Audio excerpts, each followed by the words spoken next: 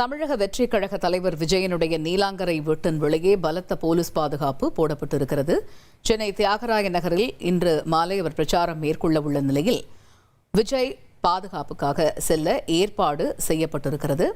இது குறித்த கூடுதல் விவரங்களை செய்தியாளர் சோலமன் விவரிக்க கேட்போம். முழு விவரங்கள் என்ன சோலமன், விவரிங்க.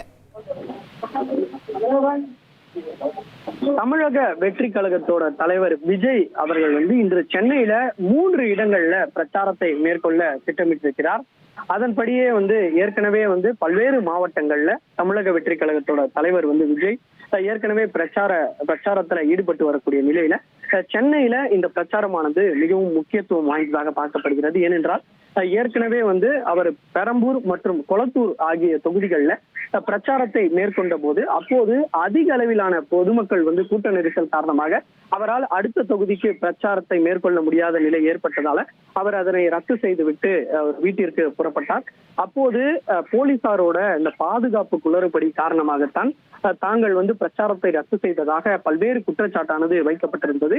இது தொடர்பாக தேர்தல் ஆணையத்திற்கும் இவர்கள் கடிதம் வாயிலாக புகாரும் கொடுக்கப்பட்டிருந்தனர்.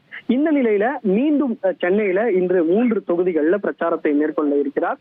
1000 விளக்கு, டி நகர் மற்றும் எழும்பூர் ஆகிய தொகுதிகளில் இருக்கக்கூடிய இடங்கள்ல தான் இந்த பிரச்சாரமானது நடைபெற இருக்கிறது. 2 மணி அளவுல விஜய் நீலாங்கரையில இருக்கக்கூடிய வீட்டில் இருந்து புறப்பட்டு அதன் பின்னர் ராஜ்பவன் வழியாக சின்னமலை, அண்ணா சாலை, சிஐடி நகர், அன்பழகன் மேம்பாலம் வழியாக இந்த டி நகர்ல இருக்கக்கூடிய இடத்திற்கு முத்துரங்கன் சாலைக்கு செல்கிறார். அதன் பின்னர் அங்கு பரப்புரையை முடித்துவிட்டு நியூ போக் சாலை, வேம்புலி அம்மன் கோயில் இடதுபுறமாக திரும்பி அதன் பின்னர் அவர் நுங்கம்பாக்கத்தில் இருக்கக்கூடிய சுதந்திர தின பூங்கா அருகே பிரச்சாரத்துல மேற்கொள்ள இருக்கிறார். அதன் பின்னர் கிளம்பித்தான் அவர் புரஷவாக்கம் ரொத்தட்டன் சாலைக்கு சென்று பிரச்சாரத்தை மேற்கொள்ள இருப்பதாக தெரிய வருகிறது. இதுவரையில 2 தொகுதிகளுக்கு கன்ஃபார்மாக அவர் சென்று பிரச்சாரத்தை மேற்கொள்வார் என திட்டமிடப்பட்டிருக்கிறது. இருப்பினும் அந்த புரஷவாக்கத்துல எழும்பூர் தொகுதியில புரஷவாக்கத்துல இருக்கக்கூடிய அந்த ரொத்தட்டன் சாலையில தேர்தல் அதிகாரி அனுமதி கொடுத்திருந்த நிலையிலும் அங்கு எந்த விதமான இதுவரை ஏற்பாடுகளும் செய்யப்படவில்லை என ஒரு தகவலானது வெளியாகி இருக்கிறது.